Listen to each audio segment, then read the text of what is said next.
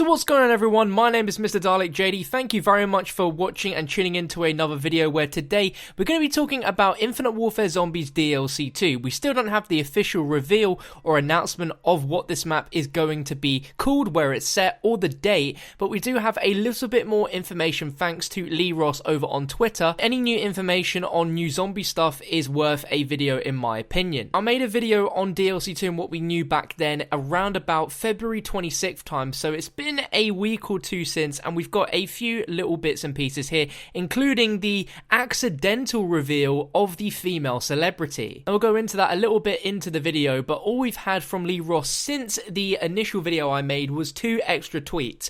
One which was 5 days ago, which says, all cinematic and in-game dialogue is now complete. Final recordings wrap this week. Hashtag DLC 2, which sounds like things are coming up nicely. Now, we've always had a DLC 2 come around about April to May time. I would not expect DLC 2 to come out as late as May. Zetsubo came out the middle of April, but we didn't see that reveal till the very end of March, and I really don't think they're going to go down that path again, because the wait between DLC 1 and 2 was absolutely painful, but not as painful as DLC 2 to 3, may I add. But still, we should be expecting some sort of announcement fairly soon, as the map sounds like it's about ready, seeing as literally yesterday, Lee Ross tweeted new posters hot off the presses, designed by our amazing art director, Jake Geiger. Hashtag coming soon, hashtag DLC 2. As you can see, Lee Ross, as always, has done a deliberate crop, so we can't really see anything more than what we already know. We, of course, have the long list of developers that have worked on this zombies map,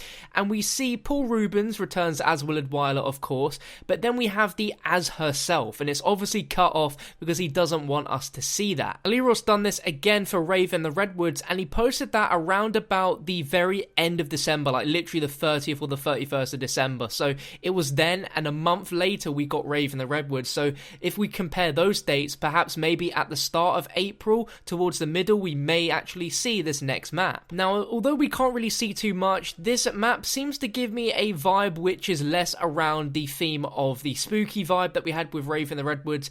From the teaser we got at the end of the Easter egg, it looks like a disco theme. Looking at the colours that we can see at the very bottom of this poster, it's given me some Nightmare Summer poster vibes. Now, if you guys remember, revealed before Infinite Warfare Zombies launched, as well as inside the Afterlife arcade, we have a section where we have loads of different movie posters of films which Willard Wyler has created. Now, obviously, I don't think any of these will become full maps, because why would they have teasers like this so obvious? I think like these are really cool ideas which made for great film ideas, but I don't think we'll see them in a map. But Nightmare Summer, just the sort of warm orange colour, looks very reminiscent of this little cheeky poster snippet that Lee Ross has given us. Maybe you guys will disagree and you've got other ideas, but seeing just the colour orange, it doesn't really give us too much to go by. But if you have any ideas, all that we know is it's a sort of 70s stylized map, and it could be emphasized again on disco. I mean, Zombies in Spaceland had that a bit, but to me it focused a bit more on the cheesy side of the 1980s era, while the 70s was like crazy flares, afros, disco music.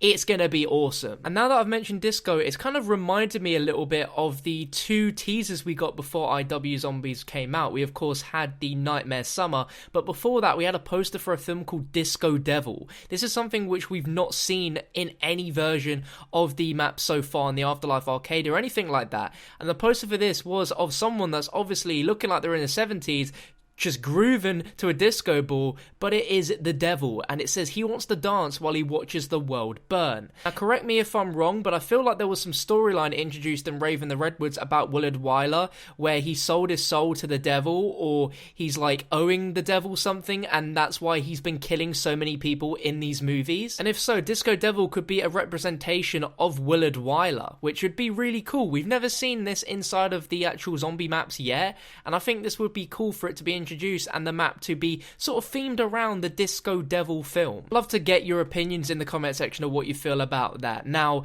the female celebrity playing as herself was accidentally leaked by the actress over on her Twitter page. The tweets have been since deleted, but a lot of people, including myself, did manage to screenshot these before they were deleted. Now, they weren't too overly exciting, but it's a picture of a celebrity which I guessed in my previous video. I thought it was going to be her or an actress which played a really gothic character called Elvira, but in my previous video I mentioned how that was in the 1980s and that doesn't quite add up to the 70s. And this celebrity is called Pam Grier, or Pam Grier. She became known in the early 1970s for starring in a string of films such as The Big Bird Cage, Foxy Brown, and Sheba Baby. She also played a big role in Quentin Tarantino's film Jackie Brown. And she's a bit of an older female celebrity which we've not seen really in Infinite Warfare Zombies, and she is more than likely going to be reprising a role that she played in the 70s where she's going to be looking a lot younger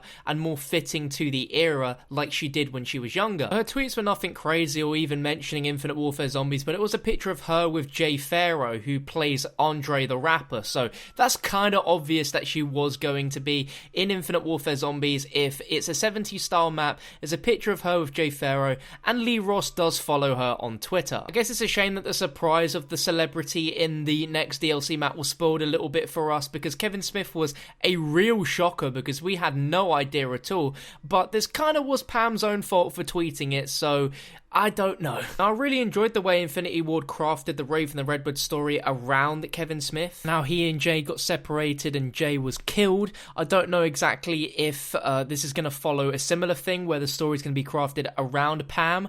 I've no idea. It seems to follow like around a famous role they've played, but instead of them playing a role, they are literally playing as themselves. So it's going to be interesting to see if there's any like counterpart that Pam's going to be involved with, or if it's literally just her, which is focused around the Easter egg. But either way, it should be really interesting and a real contrast to what we got used to with Raven the Redwoods, and I just hope that they smash it out of the park with this one, as I'm really excited for some new zombies, and I hope it's not too soon before Lee Ross starts giving us even more teasers. And if there is any more significant information, I'll be sure to make a video on it for you guys. But if you enjoyed this little update, then be sure to smash that thumbs up button, subscribe to keep yourself notified on any new zombies information, and until next time, I'll catch you soon.